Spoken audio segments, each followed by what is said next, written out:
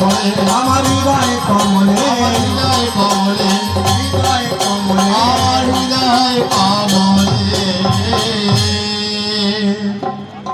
ভক্তিমতী মায়েরা এতক্ষণ দেখছিলেন ওই যে শঙ্খপদ্মমণি, শঙ্খপদ্মমণি বসে শঙ্কর ভোলানাথের আরাধনা উপাসনা করছিল।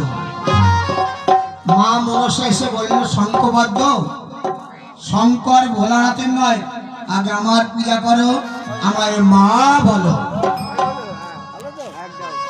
কিন্তু শঙ্খপদ্ম, এটা বাড়ারে বাবা, কিন্তু শঙ্খপদ্মমণি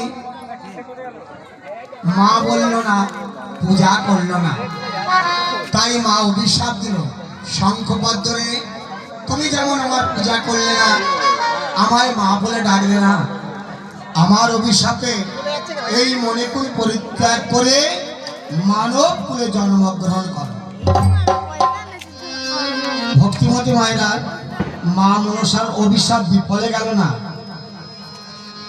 ওই ওই শঙ্খপদ্মমণি একটু একটু করে কালের গতিতে ক্ষয় হতে হতে একদিন মারা গেল। মা গো, এটা মর জগৎ, মরতেই হবে, মানুষ মারা যায়, কিন্তু তার সূক্ষ্ম আত্মার মৃত্যু হয় না। এই দেহ থেকে আবার একটি দেহ প্রবেশ করে। শঙ্খপদ্মমণি মারা গেল, তার সূক্ষ্ম আত্মা জন্মগ্রহণ করলো কোথায়?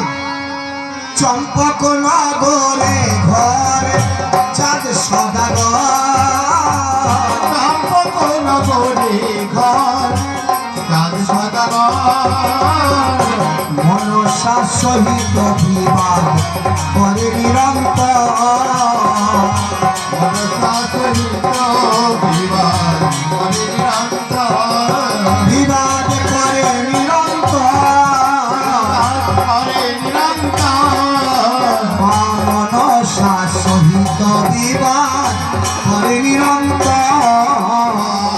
মনসা সহিত বিবাহ করে নিরন্তর।